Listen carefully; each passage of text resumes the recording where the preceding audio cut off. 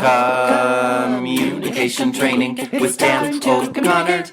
Hi everybody in Chicago, this is Dan O'Connor, and I'd like to thank you for joining me in our latest live presentation.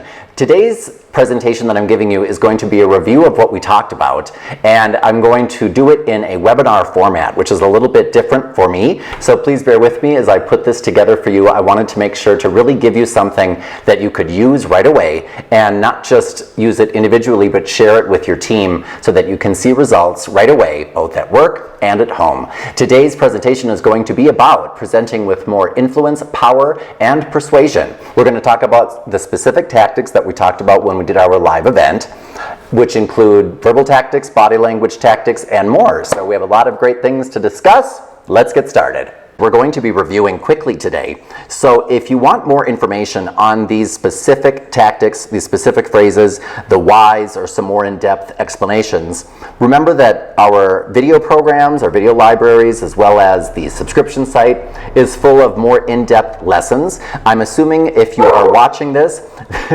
there's Buddy by the way, I'm assuming that if you're watching this, you already have participated in our online training or some live training. So the first danger phrase that I'm going to give you today, and remember you should keep your danger phrase and power phrase list visually available.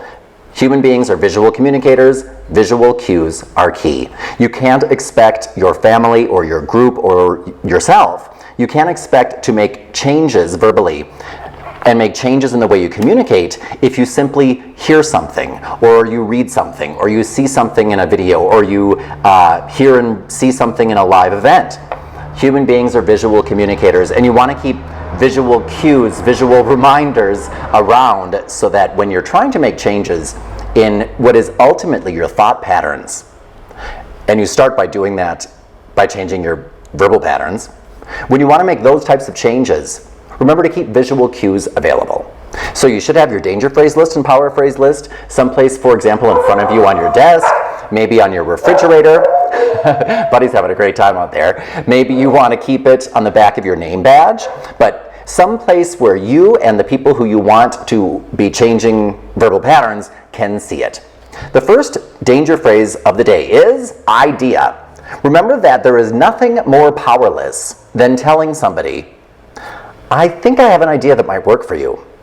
That is not what powerful communicators say. Those people who we actually believe, the people who actually bring solutions to the table, the people who are considered to be savvy, powerful communicators, when they know that you have a problem, what do they bring to the table?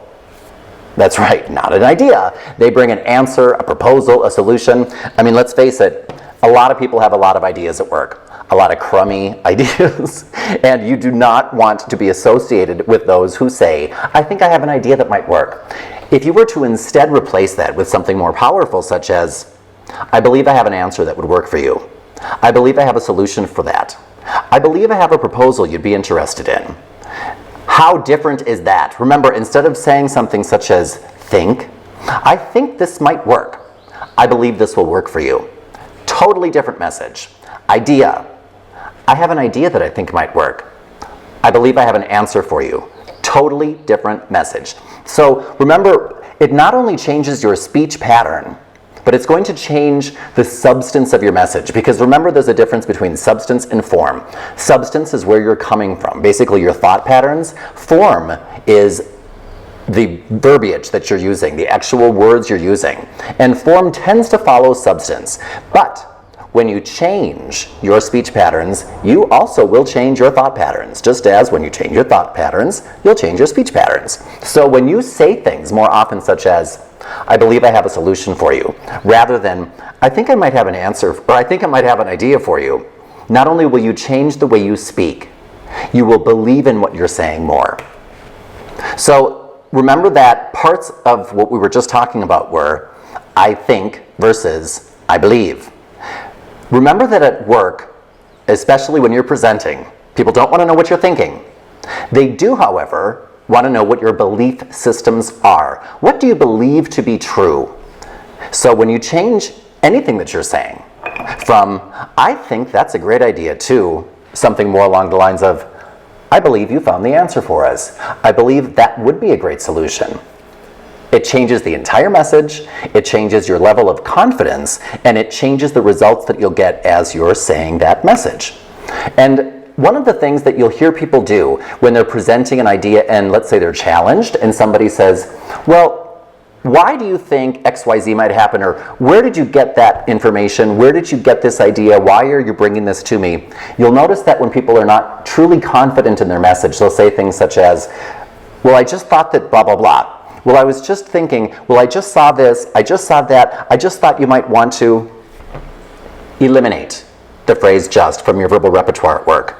I just, or for example, people as they're speaking, if they're being interrupted and then they're given the floor back, because we talked about an anti-interrupter tactic.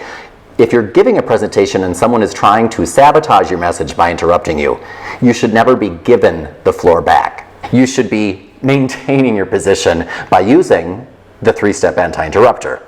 However, let's say that you have the floor taken from you and you've been given it back. The average person will resume what they were saying by starting off with the phrase such as, well, I was just saying that. Well, I was just saying, well, I was just telling you, well, I just wanted to say. And remember, nothing sabotages your message more than you saying things such as, well, there's no just in a presentation that you're giving to someone when you're trying to be persuasive. And that, by the way, is what we call a delete phrase. There's nothing that we would use to replace that. Some other words that we use in presentations that actually diminish the effect of our presentation, that take away from its power, are phrases such as really, very, so. For example, if I were to say to you, I really believe that this is the solution that you should go with, how different is it if I were to simply say, I believe you should go with the solution? Or, this is a very, very smart choice for you, as opposed to, this is a smart choice for you. Or, I'm so grateful that you all came here today to listen to me, as opposed to, I'm grateful that you all came here today. So when you shorten your message, especially, by the way, women tend to use words such as really and very more than men do. I'm just saying that in case you use those, women, more than men do. Some men use them more than some women. I am generalizing, but women in particular need to be careful about using the words really and very, because instead of empowering your message, they actually take away from it. So anytime you're giving a presentation, remember that one of the best things to do, by the way, is to video yourself. And I know that it's torture because I have to video myself and watch it. And it's one of the most stressful things you can do is watch yourself in a video. It's like listening to yourself on the phone and everybody says, I don't sound like that. Yep, you do. But if you listen to yourself or watch yourself in a video, you'll notice the things that you're doing without even knowing it, such as using filler words such as really, very, so, when we're trying to empower our message, and you'll notice that they actually take away from it. The word better. If you're in a situation where you are debating, let's say, or you're talking about, you're doing a brainstorming session and you're problem solving, if you say that something is better than something else at work, remember that the word better should not be used at work unless you're saying something such as, yes, thank you, I'm feeling much better. Because if you're saying something is better, remember that we talked about what's called label planting. And label planting is about using the words that you want people to associate with you.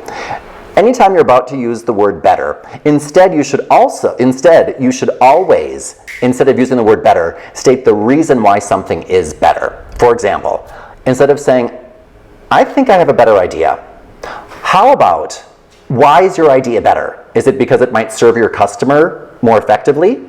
Then what the verbal pattern should be is, I believe I have a more customer-focused solution. Or, I believe I have a more time-saving solution. Or, I believe that I have a more cost-effective solution. Or, I believe that's a more cost-effective solution. And if you can use it as an opportunity to label plant. For example, if you want somebody to think that you are a very customer-focused person, if instead of saying, I think that might be a better solution. If you were to instead say, or, I think that might be a better idea. How about, I believe that's a more customer-focused I believe that's a more customer-focused solution. I mean, listen to the differences between those messages. Ooh, I think that might be a better idea. And, I believe that's a more customer-focused solution. Yeah, I like that. How different are those two messages? One person is confident in what they're saying. The other person is kind of testing the water. And it's much better to be wrong every now and then and state it when you are, than to always be hedging what you say by, I think, I just, that might. So remember, those types of words don't have any place in business. And when you use the word better, instead be specific and describe the reason why something is better. And if you have a chance, plant a label. Remember that when we're talking to somebody in general, because we also talked about some customer service issues in our live events, when we talk about subconscious perceptions that we form, our subconscious perceptions are much more accurate than our conscious judgments that we make of people. And one of the things that we judge on a subconscious level is, how much have you invested in your communication training? And that's going to tell me how much you've invested in your professional development. That's going to tell me how competent of an individual you are. Because it is true, as we develop as a professional, we can't help but learn some new verbal patterns and implement them, because we want to sound like those people who we admire, and we want to emulate them. And the professionals that we know that are in high-level positions that are dealing with customers tend not to say things such as, not a problem, or no problem. When you say to somebody, not a problem, or no problem, what's going to happen is they're going to think, oh, I wonder if there's somebody else that I should go to when I actually have a problem, because this person is implying that simply serving me is a problem. And whether or not that's what you're thinking, your subconscious is going to know. If that person says not a problem or no problem, just as the cashier at the convenience store says, just as the person making my sandwich at the sandwich shop says, just as the cashier at the grocery store says, I don't have the faith that they're going to be able to solve my problems when they come about. The same way I would have faith in that high-level professional who instead says to me something such as, you're welcome. Or even better, label plants and says something such as, it's my pleasure. Or, it's my pleasure to serve you. Remember that anytime you get the chance to plant a label, do that. And it may sound or feel awkward at first, because those might be new verbal patterns for you. They will not sound awkward or stilted once you start using them more and more and more, because they will become natural. And then remember, it changes your thought patterns. It is a pleasure to serve. It is a pleasure to serve you.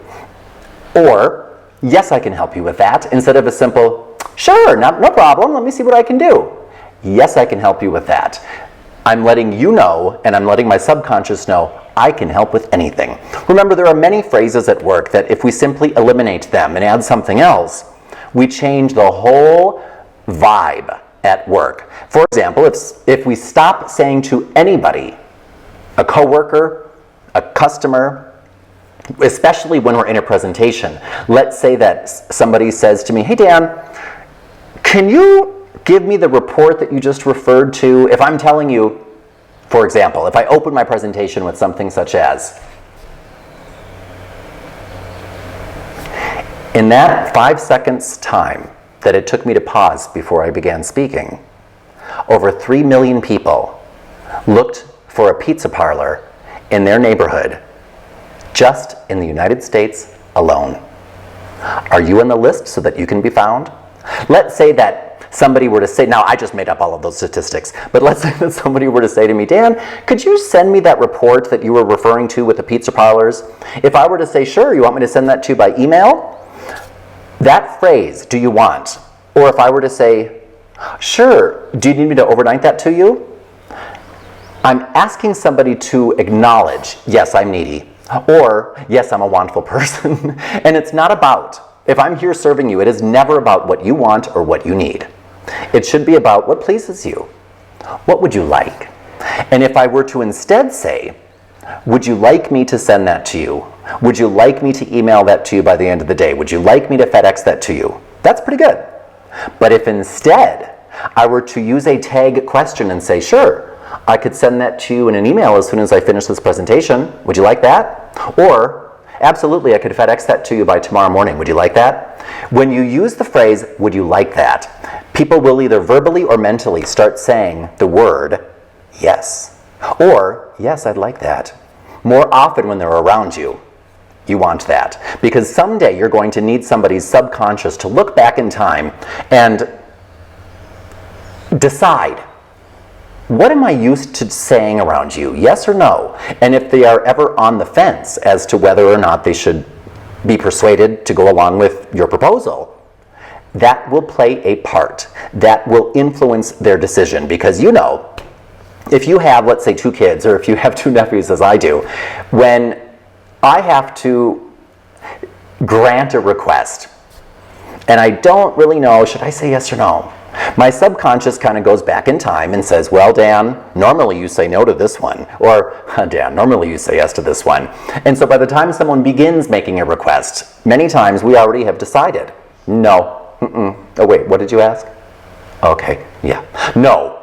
Or, as soon as they start speaking, we'll think, yes, yeah, what do you want? Yes, go yes.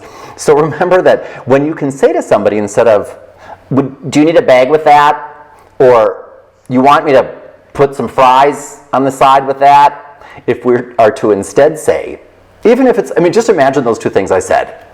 I could put that in a bag for you, would you like that? Or, well, I could put some fries on the side if you'd like that. Would you like that?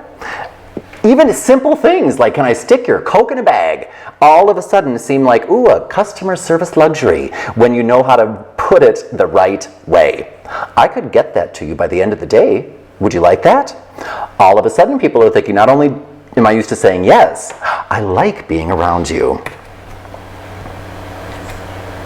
That, remember, is what we call a tag question. Blah, blah, blah, blah, blah, blah, blah, blah, blah. Would you like that? Yada, yada, yada, yada, yada, yada. Don't you think? Wouldn't you agree? Aren't you? Aren't we? Isn't it? Remember that when you're giving a presentation, by the way, we'll be talking about different ways to ask convincing questions.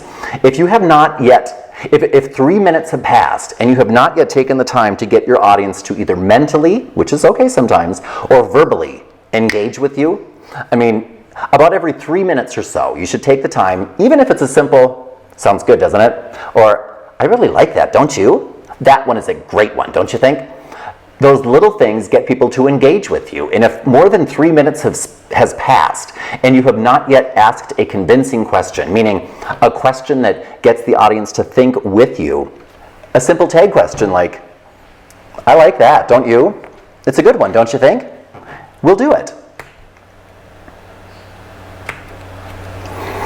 Having said that, so we've started off with a few danger phrases and a few power phrases. I'd like to talk about what are called navigational phrases. Remember that navigational phrases are things that you would use. Let's say that during a presentation, or you're talking to a customer, whatever it may be, you've noticed that you've lost control of the group. You've noticed that you've lost control of the relationship, of the transaction, whatever it may be. You've gone off course, and you don't know what to say. What would you do if you slid off the road in your car? You'd probably want to back up, shift gears, change directions. And those are the types of phrases that you can use when you've noticed that a relationship, an event, a presentation have gone off track. Because they get people to visually engage with you. And even if people are thinking in a visual way, it's more effective than simply thinking in abstract thoughts. Because human beings don't think in abstract thoughts. They think in words, they think in pictures. And if you instead of saying to people, all right, okay, I think we need to get back to the presentation. If you were to instead say, okay, I believe that we may have gone off course here, so I'd like to stop for a moment and let's take a quick break so that when we come back, we can get back on track. Or if you simply say, all right, everybody, I think we may have gone off course here, so if you don't mind, I'd like to shift gears and talk about XYZ. Or if you've noticed that a relationship has gone bad. You know, I think that this relationship may have taken an unfortunate turn, and I'd like it if it's okay with you, if we could stop here and change direction and maybe find some path that we both feel comfortable with. When you can speak in those types of terms, people tend to respond to it. Transitional phrases are, if you ever notice that you've gone off track when you're speaking to somebody, or if you ever need to, let's say you're at a convention and you've noticed that somebody has been taking up a lot of your time and you need to quickly stop this conversation and move to another one, remember that you can almost always interrupt somebody by saying, so you're saying, for example, if somebody's saying, yeah, they've been talking for half an hour, and yeah, I've been doing this for a long time. I've been in this industry now for 30 years. When you can interrupt somebody by saying, so you're saying you've been doing this for 30 years? You're interrupting by telling people, I'm listening to you. So as soon as you can do that, people will stop and say, well, yeah, I am. Wow, that is interesting. That reminds me, I have another appointment to make. It was really nice meeting you. Then you leave. Or, wow, that's interesting. By the way, I don't think I've told you about, and then transition the conversation. Remember, by the way connects any thought to any other thought. That reminds me, connects any thought to any other thought. So when you need to transition, don't stress out thinking, oh, how am I going to get this back on track? Just use a phrase such as, by the way, that reminds me, or interesting, by the way, that reminds me, and then transition. No one will ever ask you, how did what I just say make you think of that? And if they do, you simply say, well, the mind is a mysterious thing. That reminds me, and then keep on talking. Spotlight phrases, remember, when, let's say that you're giving a presentation and somebody makes a passive-aggressive comment, such as, yeah, I've tried that before. Yeah, even if they give a grunt. Or make a sound that's telling you, hey, I'm not digging what you're saying, I'm not vibing with you, but they're not being upfront about it. What you want to do is ask a clarifying question, such as, Mark, are you trying to say that you don't think that's a good idea? Are you trying to say that you've tried this in the past and it hasn't worked for you? And when you call people on their passive-aggressive behavior and ask them to be upfront and bring what they're saying to light, it puts people on alert that you are not a passive communicator. You're not going to let that type of behavior go by, which is a reward, nor are you going to engage in that type of behavior yourself, which is a reward. And remember, what gets rewarded gets repeated. But instead, you're going to call people on their behavior and ask people, are you trying to say yada yada? Or, Mark, when you say that you've tried this in the past and it doesn't work, it sounds to me like you're trying to say you don't think that this idea will work even though it's different. Is that what you're trying to say? Or, John, when you do that, it appears as if you're trying to distract from my message because you don't like it. Is that what you're trying to do? If you ask people, hey, it looks like you're doing this. Am I right? It puts people on the alert. You're going to call them on their behavior. And remember, when somebody objects as you're delivering a presentation, or after you're delivering a presentation, human beings always want to object to a new idea, a new proposal, a new answer, a new solution. Before you go ahead and answer it, over half the time, human beings object when they're actually stating what are called false objections. They're just objecting to object. But that might take a lot of time. Oh, I don't know, that looks expensive. Oh, I don't know, that kitchen is really ugly. Over half the time when people object, they're really what are called false objections.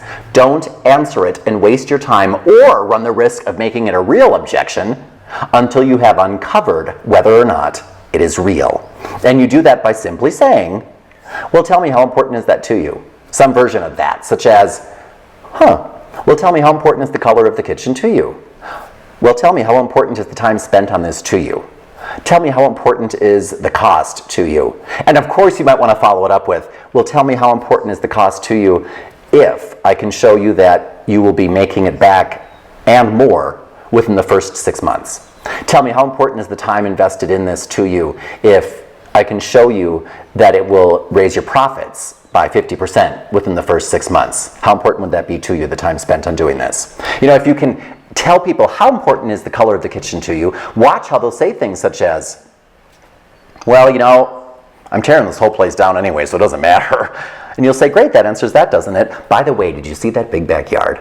Or if you say to somebody, you know, how important is the time spent on this? And they say, it's really important to me, I don't have much extra time. Remember, you can always use what's called the porcupine and say something such as, all right. And what you're going to do, by the way, when you use a porcupine is you're going to address the question, you're going to move away from it as quickly as possible, but you're also going to ask a solution-focused question. Remember that a solution-focused question is basically articulating a quid pro quo situation, meaning I'm going to ask you, if I can show you that you'll get this, then will I get that? For example, if I'm presenting something to my boss, and he or she says to me something such as, well, Dan, you know, it looks like it really would take a long time for us to implement what it is that you're proposing. If I were to ask a solution-focused question, a quid pro quo type of deal, and say something such as, now I'm going to use the whole porcupine here. Well, tell me, how important is the time spent on this to you? And my boss were to say, well, really important. I mean, you know that time is money around here. And I were to say, all right then. If I were to show you that the time spent on this project would increase our monthly revenue by 15% within the first 60 days, then would you be willing to implement this proposal? Or if I were to say to a customer, well, let me ask you this. If I were to show you that using simple upsell phrases at the point of sale would increase your profits on average by 15% starting the first month, would you then be willing to train your employees to use closing phrases at the point of sale? Or if I could show you that simply rearranging your merchandise on the shelf could raise your profits by 20 to 30% within the first 90 days, would you then be willing to rearrange the merchandise on the shelf? When you ask somebody, if I can show you this, or if we do that, if I do that, will I get this? If I can show you this, will you then agree to that? That is a solution-focused question. And if you can remember the names of things, like a blacklight question, well, how important is that to you? Oh, it's important. Well, then let's ask us a porcupine solution-focused question. Well, I can see that this is important to you, so how about this? If I can show you this, or demonstrate this, then will you do that? Or will you give me that? Or let's say that you found out that it's a false objection. Then I might simply give you a transitional phrase. Well, that answers that, doesn't it? By the way, let me show you yada, yada, yada.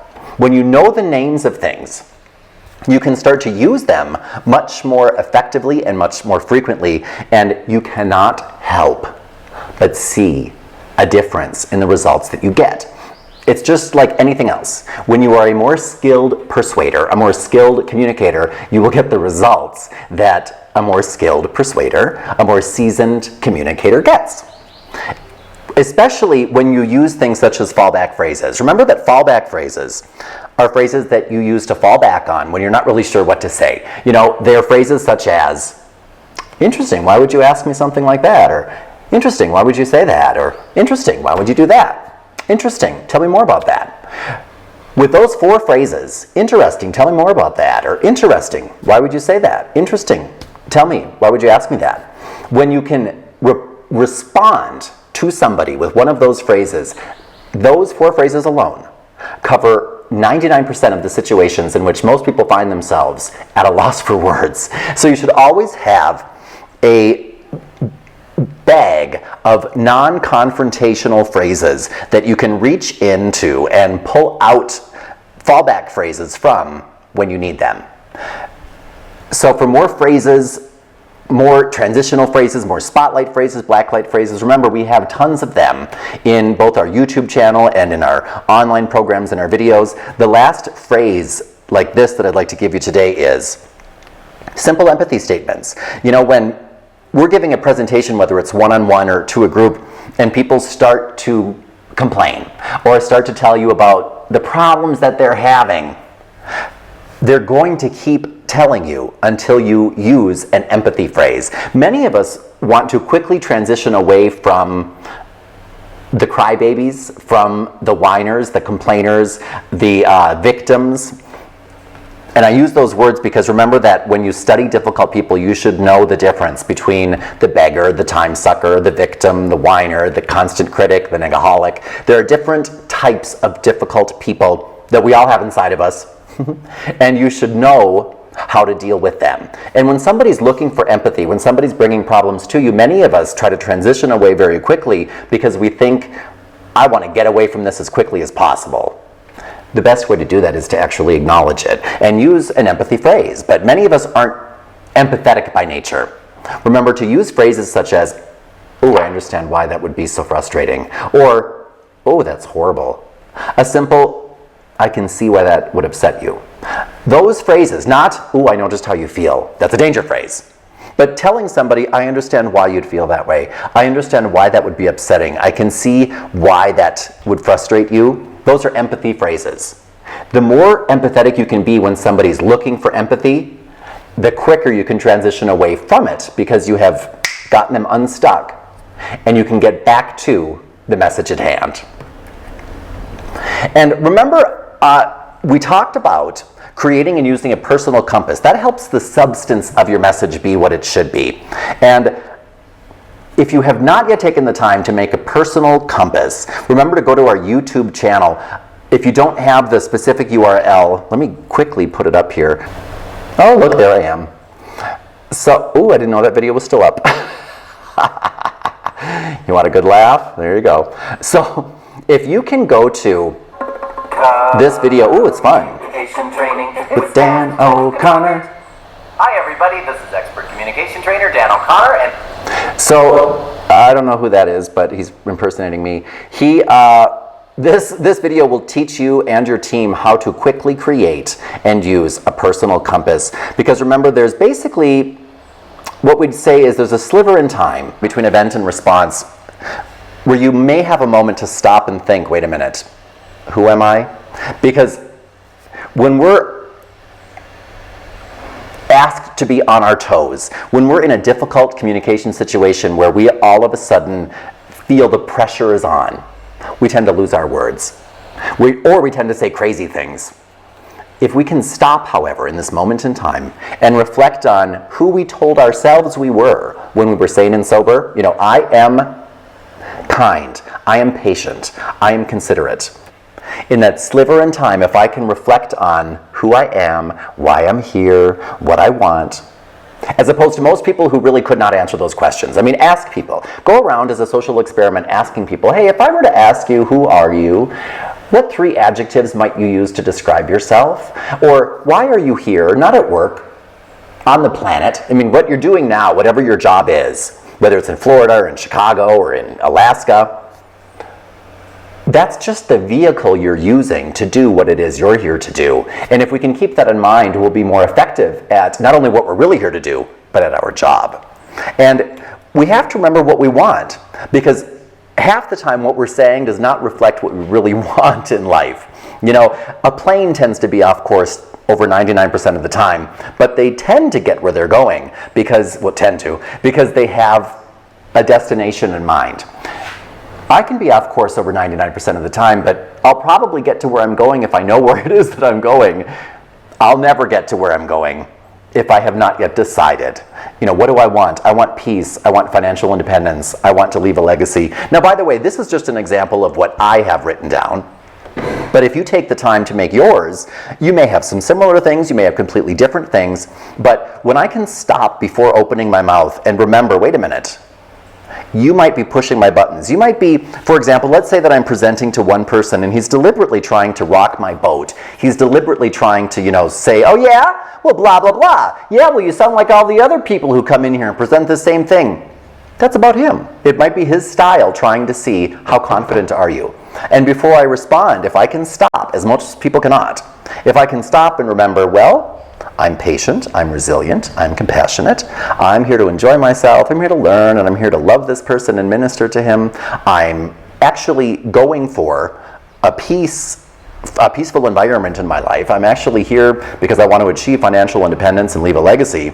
So if I can remember that, what I'm going to say to you in response to those comments is going to be very different from what I might say if I were to simply think to myself, oh, you think so, huh? Well, how about this? You know what I mean? So it is imperative that you make and use a personal compass. And we talked about establishing a PEC. Remember what the PEC is? Remember, the personal emotional connection. And if you're not an emotional person, I mean, if you're more of a left-brainer, a logical left-brained thinker, it tends to be difficult to make a personal emotional connection. And Pepsi keeps me going. If you're feeling down in the afternoon, how about a Peps? It perks you up.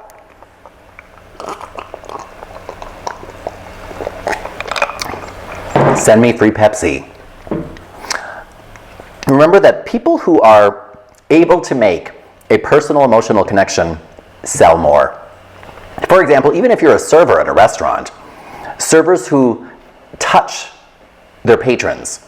Now, I don't mean, you should be able to discern what's appropriate and what's not. There are 3 legal areas where you can still touch people. And I'm not saying we should go around mauling everybody, but when you can incorporate haptics, touching, into your communication, people who touch other people, servers in particular, make more money than those who do not. Why? Not because they're touching them and people are thinking, oh, I haven't been touched in a while, but it's because touching other people creates a chemical bond. It actually creates a connection with them. And if you can create more of a personal connection with more people, you'll be more successful in everything that you do. Now, the point of what I was talking about is not to say to go around touching everybody, but instead of thinking to yourself during a presentation, again, whether it's a one-on-one presentation or to a group, instead of thinking, I'm here to deliver this message, I'm here because you need to understand that. If instead you think, my number one goal, to connect with you. I want to connect with you on an emotional level. And then, once I do that, you will be more open to listening to whatever it is that I'm saying. If you can do that, you will be much more successful in whatever it is that you do. And remember that we talked about style stepping. Now, that is a totally different seminar or webinar from this one. But if I am presenting to an individual or to a group, remember that everybody's needs are different. Everybody wants to hear a different benefit. Everybody speaks a different language. And you want to be able to style step, or in other words, speak the language of the expressive personality type. You want to be able to speak the language of, I don't know, by the way, why that danced around, of the director type. I want to be able to speak, there comes the expressive again. I want to be able to speak the language of the amiable, and I want to be able to speak the language of, I don't know why that's happening, the analytical. So the 4 types of people, basically, all the different personality systems are the same, but the generic terms for the 4 types are, there's the expressive type, the director type, the amiable type, and the analytical type. And many times when we go into work or when we're presenting our proposals, we think, well, I want to deliver the message in the way that turned me on, or I want to treat people the way I would like to be treated. Don't do that. Remember, the platinum rule is, I want to treat others the way they want to be treated, speak to them in their language. I want to teach them the way they want to be taught. Oh, the expressive person had something better to do. And when I can recognize and understand the different languages that people speak, and then speak those languages, I will be more effective at not just making the personal emotional connection and communicating, but winning people over to my train of thought. For example, there are 5 different languages that people speak. The expressive person made a comeback. There are 5 different languages that people speak when it comes to love. And that language is the same language that they would speak when it comes to appreciation, when they want to be appreciated, when they want to be seen, recognized, when they want to be apologized to, when they want to be thanked. When I need to thank you, show you I appreciate you, apologize to you, I had better know what your language is. And the 5 different, the expressive keeps coming and going. The 5 different languages of love and appreciation, for example, are number 1, touch. Now, of course, again, we can't be doing that at work every time. Gifts, giving and receiving gifts. quality time, words, and acts of service. So remember, again, this is a whole different field of study, but one of the things that we can do in our presentations is remember, when I'm speaking to a group, I must remember that the expressive people, they want to hear more about themselves. They want to hear what's in it for them. The driver wants to hear about what the goal is. How can I achieve that goal? Or what would the goal be that I'm going to achieve and therefore get a trophy or an award? The analytical person wants to hear about the process. They want to know what the details are. When do we start? When do we finish? What will this entail? And the amiable person will want to hear about how will this affect people? How will this affect the group, my group, the group, other people? When as I'm presenting, can remember to style step.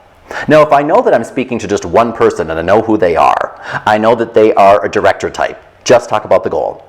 And this will reflect well on your resume. You will look like more of a winner. Or the expressive type, you will be recognized and seen for having done a great job if you do it this way. The amiable type, this will be really great for your team. The analytical type, you will learn a lot as you're doing this. If I can remember to speak everyone's language, now I just am summarizing very briefly. Again, this is a whole field of study that you want to focus on if your job entails dealing with other people. And if I can remember, for example, when I need to show you that I appreciate you, or thank you, or apologize to you. Remember, some people, if their language is touch, I can't, again, hug you, but I certainly can remember to shake your hand. I can remember to not leave the room as you're speaking. That's, if your language is touch, you do not like that. If your language is giving and receiving gifts, I can remember to give you something physical, a certificate that shows you did a great job, or thank you very much, or I really apologize. When you know what somebody's language is, quality time, words of service, words of love, acts of service, then you can do those things like show them I love you, or I appreciate you, or I respect you, or an apology, or I thank you. Any of those things you will be able to do more effectively if you know what someone's love language is. Any presentation you will be able to do more effectively if you know what somebody's basic personality type is, or speak to all of the types. That's what's called style stepping. Most of us, when we present, when we deliver customer service, when we try to encourage people, when we try to motivate people, simply speak our own language. If you can learn to speak other people's language, and again, it's not just a simple, some people like to see things, some people like to hear things. There are many ways that you can style step. Learn about them, do it, and you will be a much more savvy communicator and a much more effective persuader. That expressive person, I really don't know what's up with them. In this portion of the webinar, we're going to focus on specific tactics that you can use when presenting in a more formal capacity, meaning you're giving a presentation to a group, or maybe you're presenting to an individual, but these are specifically geared towards presentations. And the first couple of things that we're going to talk about are things that you can do to kind of spice up your message. Many people are delivering messages that they believe are rather dry. They might be delivering some information on financial issues, or maybe they're delivering some information about statistics that they don't have strategies for spicing up. So remember that two things you can do to create more impact with your message are incorporating analogies and intensifiers into whatever it is that you're saying. And analogies and intensifiers are similar in the sense that they both speak to the senses. But analogies are when you're saying, this is like that. But you don't want to use the word like generally when you're comparing one thing to another, especially at work. Remember that you want to say as if.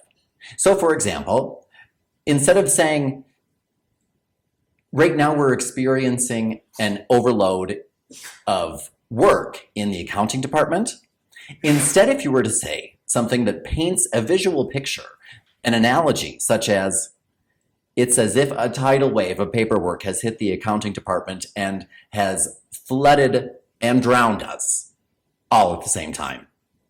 When you use analogies such as the one I just used, you can't help but envision an accounting department being literally drowned in paperwork, right? So when you can incorporate analogies that describe something visually, that's one way to get people more mentally engaged in what you're saying. And the other thing is intensifiers. Intensifiers are similar. However, you're not necessarily saying it's as if XYZ. You're simply using phrases that incorporate the senses. So for example, instead of saying, I would like this message to be clear, if I were to say, the message I'm sending needs to be made crystal clear.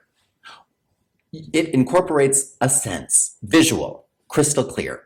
Instead of saying, this table needs to be clean. If I were to instead say, I'd like to see that table squeaky clean, that incorporates a sense, hearing. When you use more senses in the expressions that you use, for example, instead of saying something such as, this department has become negative, or I'm noticing a lot of negativity here at work. If you were to instead say, it's beginning to reek of negativity, or the stink of passive-aggressive behavior is starting to permeate in this department, or is starting to permeate this department. People will say, what? The stink of negativity or the reek of passive-aggressive communication?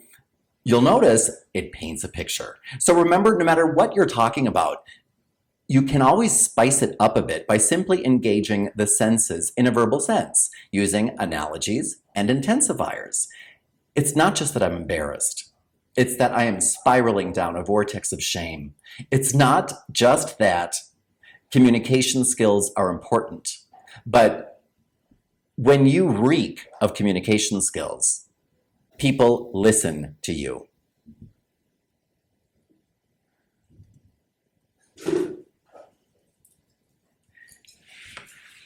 Another thing that you can do in a more formal sense is remember to start out with a bang.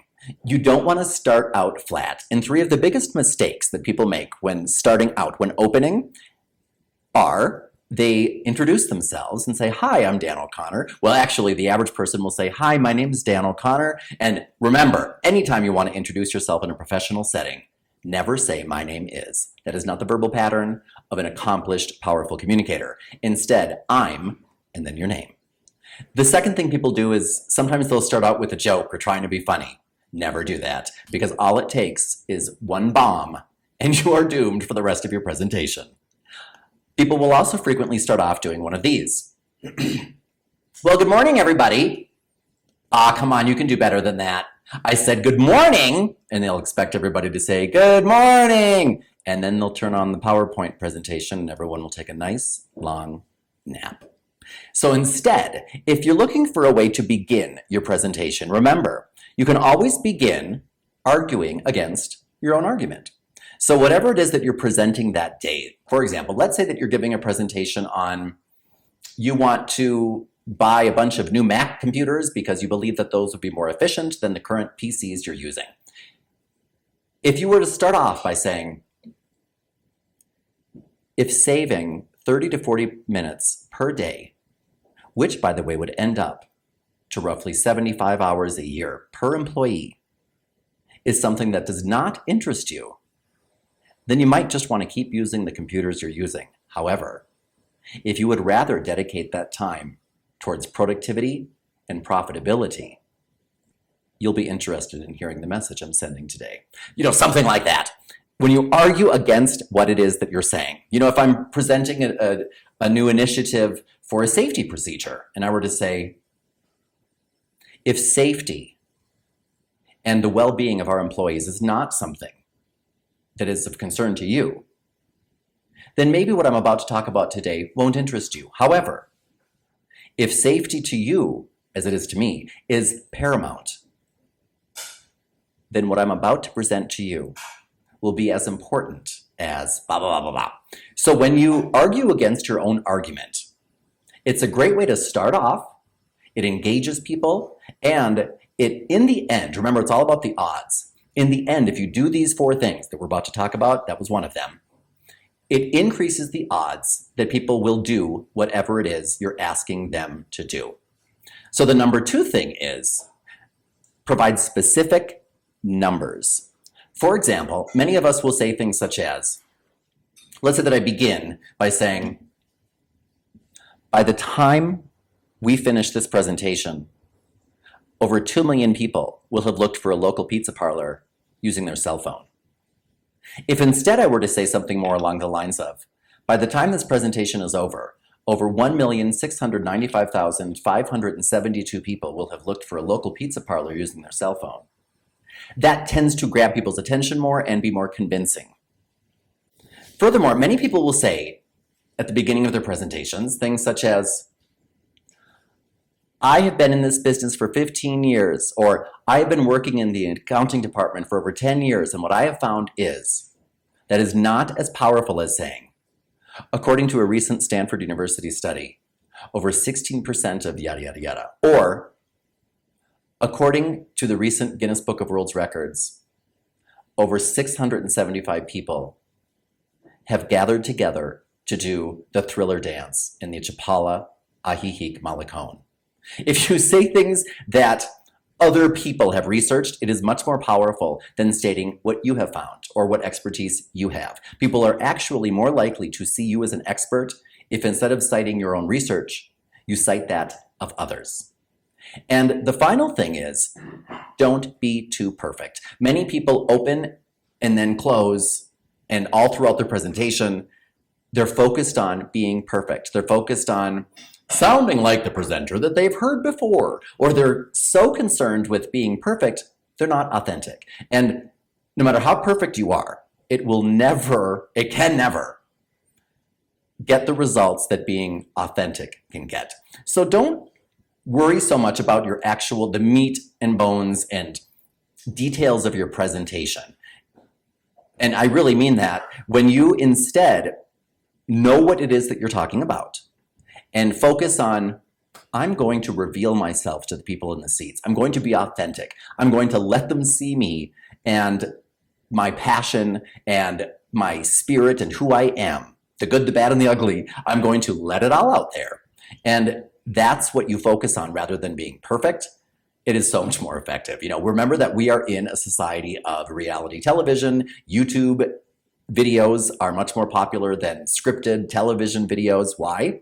We want to see reality. We are desperate to see real people doing real things rather than scripted presentations or television shows.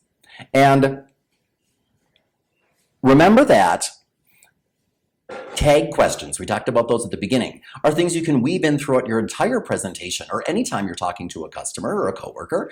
And when you say things when you use the verbal patterns, yep-a-dup-a-dum, doesn't it? Da-da-da-da-da, don't you think? It can be more powerful if you do that more consistently than if you were to say, don't you think that yada, yada, yada, aren't you blah, blah, blah, blah, blah. Remember that when you're giving a presentation, at least every 3 minutes or so, you want to say something that triggers your audience, be it 100 people or 1 person or 1,000 people, to say out loud or in their brain, yes, or answer the question along with you. And when you say something, even if it's very simple, such as, now that's powerful, don't you think? Or, that's something to think about, wouldn't you agree? Or, that information is quite compelling, wouldn't you say? When you say things like that, don't you think, wouldn't you agree, aren't you, isn't it? It gets people to go along with you, as opposed to talking and talking and talking and presenting information without stopping every few minutes to say to someone. When I say someone, you should be speaking to a group almost the exact same way as you would be speaking to one person. That conveys authenticity. And if you were speaking to one person for a long period of time, it is more natural for us to pause every now and then and say, don't you think? Isn't it? Are you with me? And when you do that as you're presenting to one or more people, it gets people more engaged. And speaking of engaging, remember that body language is a huge part of your message, depending on what you read these days. They say, depending on what source you're reading from, that body language is anywhere from half of the message to almost the entire message. And we all know that that's true. Body language is a big deal today, but not many people have strategies for body language. And so when you are delivering a message, I'm going to talk about some specific things that you can do to visually convey the message. Because remember that people, from the moment we are born, are able to interpret body language. We do not need to be taught what something means. We instinctively know what it means. Our brain is hardwired to interpret body language correctly. And many times the message that we are sending is, we want to connect with somebody. We want to show them that we're listening. But if you're more of a left brainer, it's not natural for you to tilt your head, as I'm doing now, to the left. So if you find that you're somebody who can be intimidating, has trouble being empathetic, then you might want to focus on tilting your head to the left or to the right as you're listening to someone, because that simply conveys, I'm listening, I'm engaged, I'm empathetic, I'm thinking, I'm questioning. Many men, we have trouble nodding as people are speaking if we don't agree with them, because when a man nods his head, we tend to be saying, yes, I agree with you. When a woman nods her head, and I know I generalize, not all women are the same, not all men are the same, but men tend to be saying, I agree with you. Women tend to be saying, I'm listening to you. And those are very different messages, right? So if you tilt your head to the side as you nod, it's not saying, I agree with you. It is saying, I'm engaged with you, right? So tilting your head to the side can show I'm engaged, I'm empathetic, I'm listening, without saying, I agree with you. And if you're more of a left brainer, chances are, do this right now, tilt your head to the side. If that is uncomfortable for you, it means you need to practice it more. And when you want to be persuasive, when you want people to listen to your message, and if they forget everything else, remember just one thing. Remember that as you state the thing that you'd like them to remember, if you can put your hands in a steeple position, and then when you're delivering the message, like let's say that someone were to ask me, Dan, what's the one thing about you that you'd like us to know before you leave this interview? And I were to say, well, remember that if I'm brought on board to this company, I invest a lot in my communication skills. And that's important because not only will I bring those skills with me, but I also believe a lot in lifelong learning and education. And it's something that I believe in teaching people. So I'd be happy to share what I have learned with the entire team here so that everybody can improve his or her communication skills. And when you deliver the message that you really want them to remember, like I want you to remember, hey, it's not just me, everyone will benefit from my skills. As you say it, you give people the steeple with a tilt. People will, if they just remember one thing, be more likely to remember the message that you sent. Excuse me with the mic. I had to recently plug it in. They will remember the message that you send as you deliver the steeple. In addition, and I'm doing this a little out of order, I apologize.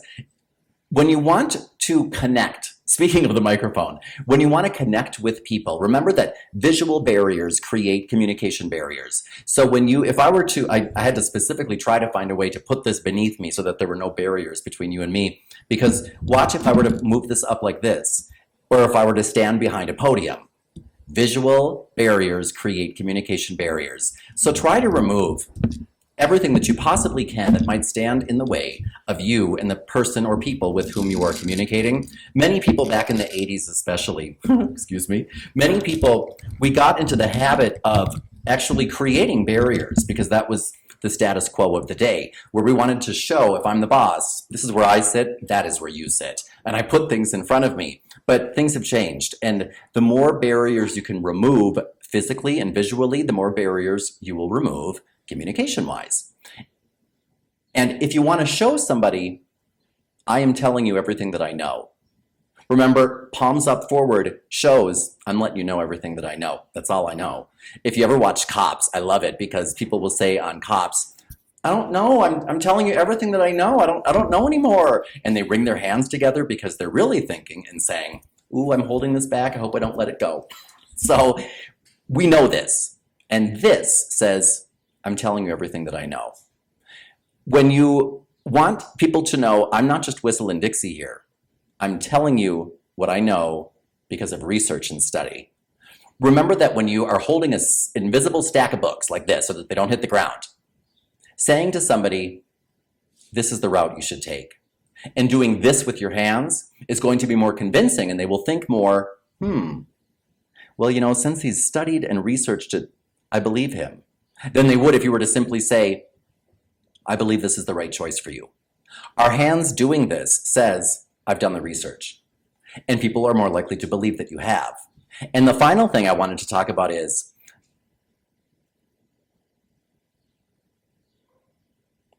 the vocal technique. Many of us have trouble emphasizing a point. For example, we get to a part in our presentation where we think, oh my gosh, this is super important, and I haven't really led up to it. What can I do to emphasize points? Or maybe you're a fast talker, as I am. Remember that anytime you want to emphasize a point, when you get to that point, if you simply pause, that emphasizes the point. And that is called a pregnant pause. When you stop before you say something and insert a pause that's longer than a regular pause, that is called a pregnant pause. And when someone asks you a question, either it could be a customer at work, it could be your boss, or it could be someone during a presentation, you'll notice that polished presenters and polished customer service representatives always use a 3-step process. Step number 1, they verify the question. For example, oh, John, that's a good question. Let me see if I got it correct. Because remember, we don't want to say, let me see if I heard what you said. It's all about, oh, all right, let me see if I understand the question correctly. Your question is, and you repeat it. Step number 2 is you either want to answer it, John, let me see if I understand you correctly. Let's say that somebody were to ask me during my presentation, can you tell me where you got the statistic about servers touching their customers make more money? If I were to say, oh, okay, let me make sure I have it clear. You want to know the source that I'm citing when I use the specific example of servers who use haptics make more money in tips than servers who don't. Is that correct? Yes, it is. All right. Now, if I can give you the answer right there, then I'll give you the answer. Sure, you can look that up in the Server's Guide to Making More Money. Or, if you don't have the answer, a simple speech pattern, such as, I do not have that answer off the top of my head, but I will get the answer for you and send it to you by the end of the day. Is that all right? Or if it's a customer, I don't have the solution to that right now, but I will find the solution and provide it to you by the end of the day. Is that okay? I want to use the same word once and then again. For example, I don't have that answer, but I will find the answer and get it to you. Or, it's the first time I've been asked that, and although I do not have the solution, I will find the solution and get back to you within a few minutes. Is that all right with you? When you use the same word, I don't have the answer to your question, I don't have that size on hand, but I will find someone who does have that size and make sure to get it up to your room by the end of the day. Would that work for you?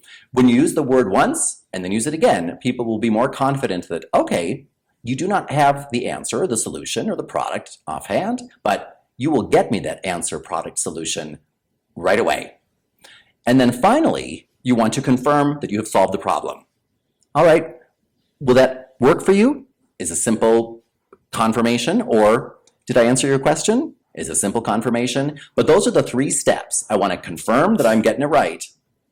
That's step number 1. Step number 2 is answer the question or use a verbal pattern that says it once, then says it again, whether it's answer, solution, product that you're going to be providing.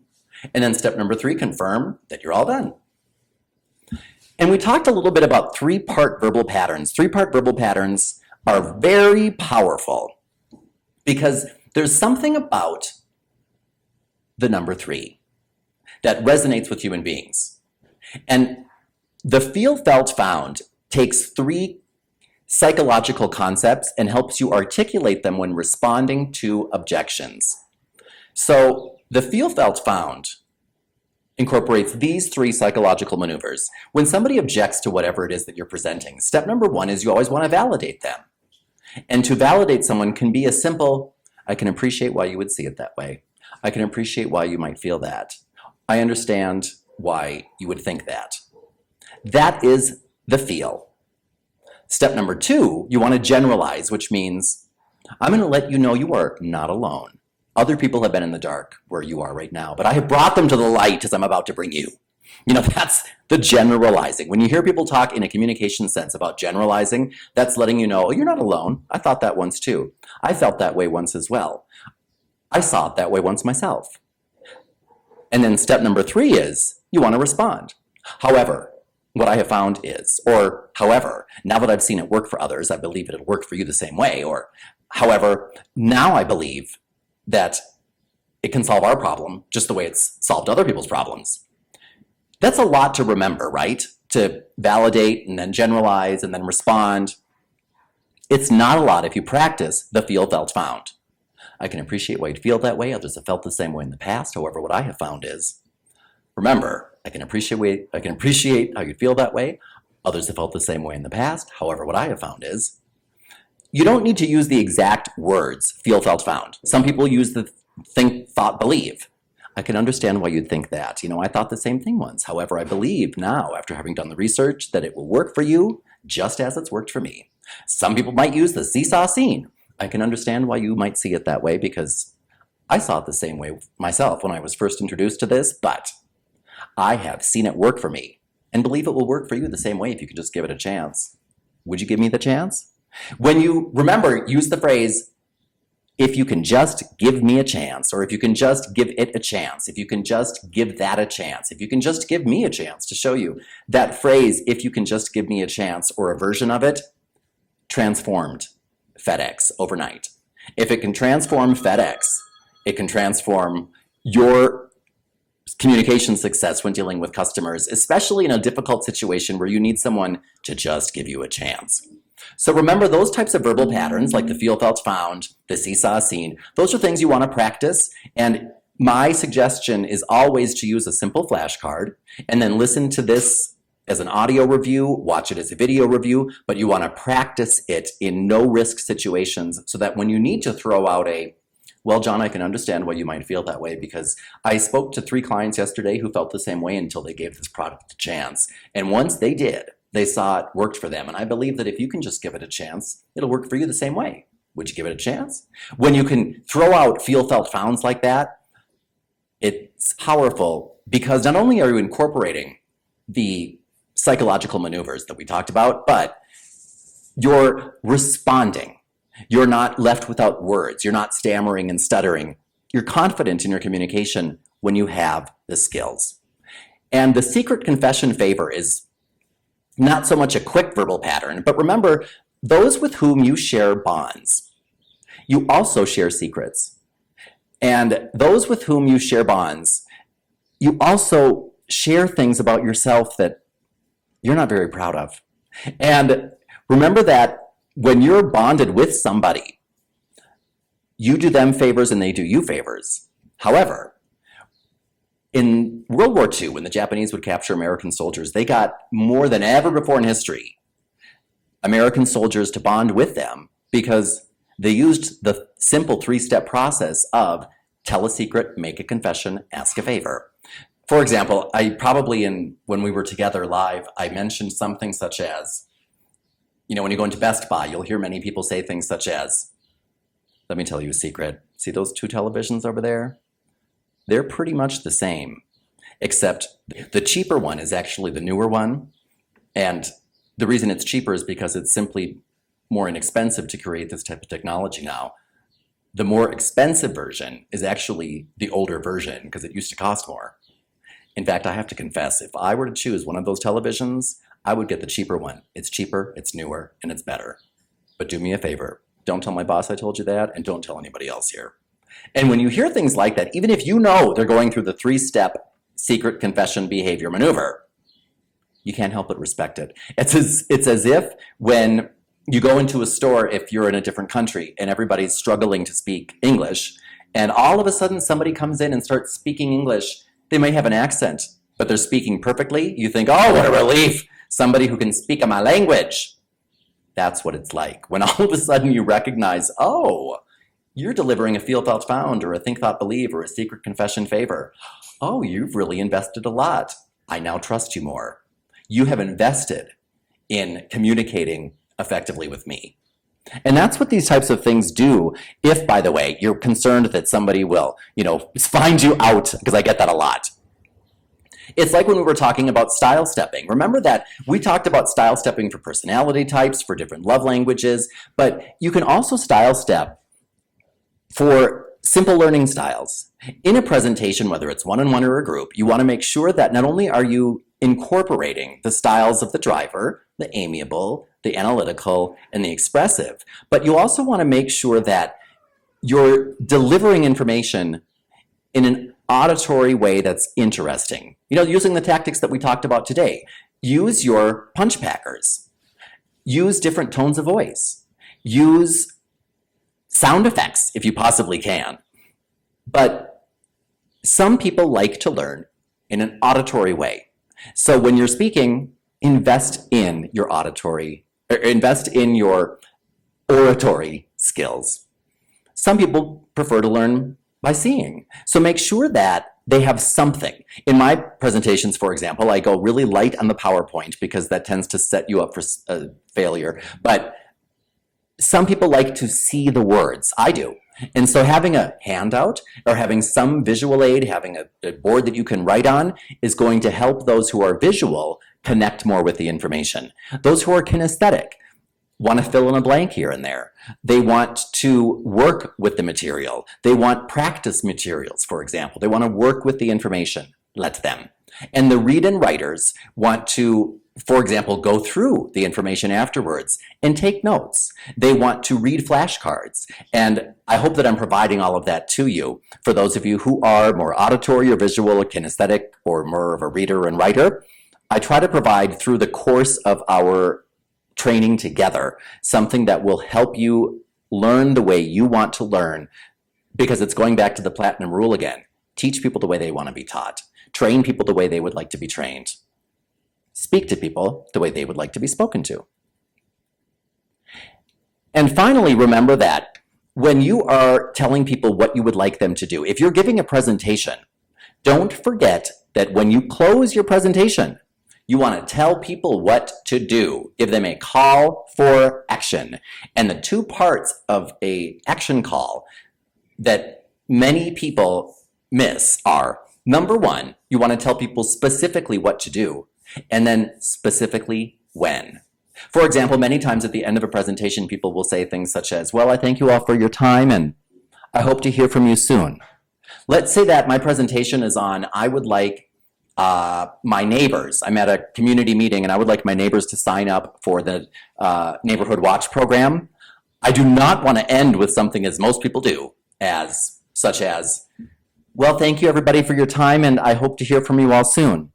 No! What do you want people to do?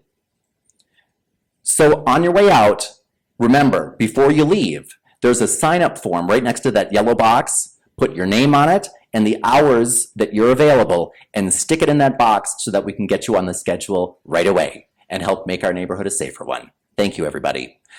Tell people exactly what to do and exactly when. On your way out, do this and stick it in the box before you go. Or if you're talking to your boss at work, for your convenience and quick reference, I put my email at the bottom of your handout today. So I look forward to hearing from you and hearing what your response to this presentation is by the end of the day.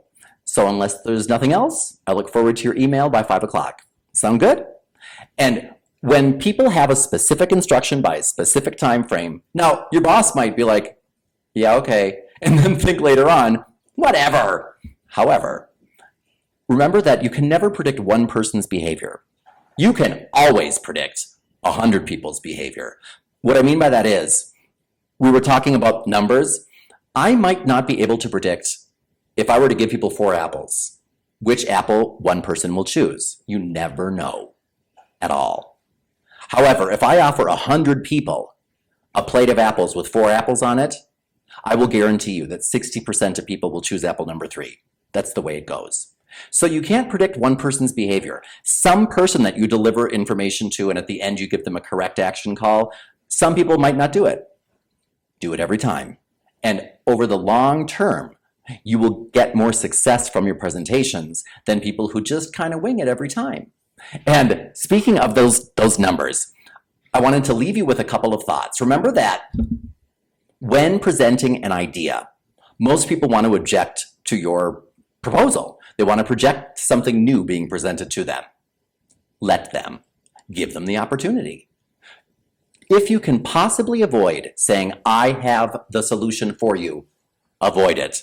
And instead say, I have some solutions for you. I have a few answers. I have a few proposals for you. Here's number 1. Here's number 2. Be prepared for them to go with either number 1 or 2. And here's number 3. Even if you just really have 1, remember that when you look at anything done by professional communicators, brochures, tracks on your CDs, if they still make those, your cell phone plan options, plan number 3, track number 3 is always highlighted. Why? Because we gravitate towards number 3. Why? Because we want to have at least 2 chances to say, no. And then we feel better and we're more likely to open up to option number 3. So when you're presenting, that is a great tactic that anyone can use. It requires no verbal skills. Just remember, placement sometimes is everything. And as a quick, I'll say, preview to dealing with difficult people, remember that when you are dealing with someone who is out of control emotionally, whether it's right during your presentation or it's a customer at work or it's your boss or a coworker, an employee, many of us who are left-brainers, we tend to, when we're dealing with somebody who's out of control emotionally, shut down, thinking that that will more quickly get them to shut down. And it's the opposite.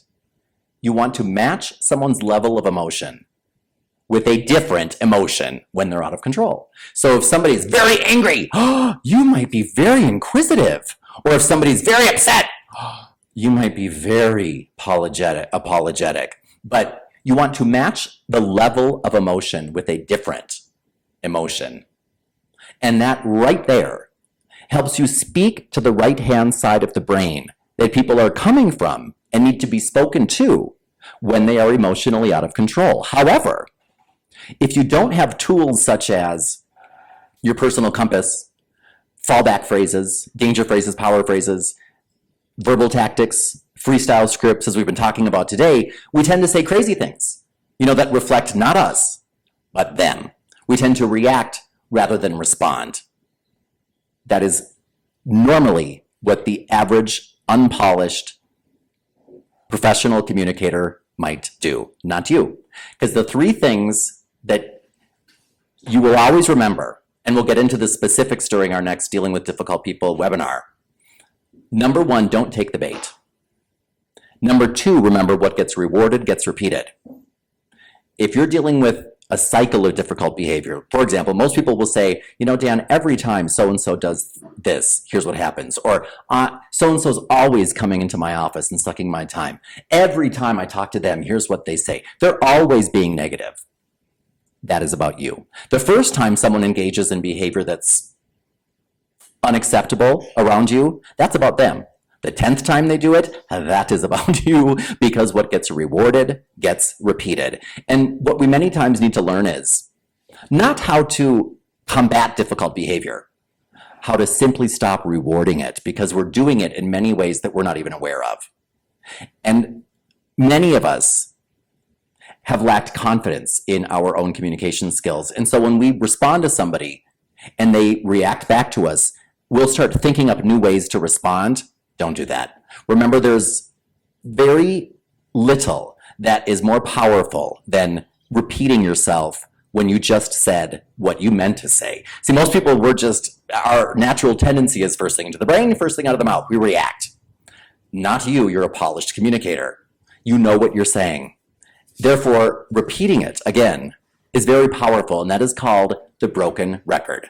When you learn how to speak with intention to begin with, you can more effectively and more frequently use, and more powerfully use, the broken record. So with all of that said, I look forward to seeing you at our next webinar or at our next live event. Remember, until we meet again live, there are a few different ways to keep this training going. You can stop by our store at store.danoconnor.training.com, and I have a discount code for you at the end of this, where you'll find different audios and videos and books and many resources to help you or your entire team, because these are great resources for trainers. They have things like tests and flashcards and reviews, written materials, auditory materials, videos, all sorts of things wrapped into our packages at our store. We also have, and this is great also for individuals and companies alike, a training website that's a course online called onlinecommunicationtraining.com. Make sure to check that out. If you're looking for a speaker for an upcoming event or workshop or keynote session, stop by danoconnor.training.com and you can see the different types of things that I can speak and train on and help your organization with. And of course, make sure to stop by our Facebook site, subscribe to us on YouTube, follow me on Twitter, pictogram me, Instagram me, tweet me, all that good stuff. I love keeping up with everybody socially, and I appreciate all of your questions and feedback. When you send me a video question, you're more likely to get a video response, by the way. So if you'd like one of those, send in your video questions. And if you have any challenges bringing any of this information to your group, just contact me at dan@danoconnor.training.com, and I will always find a way to get you what you need while working within your budget.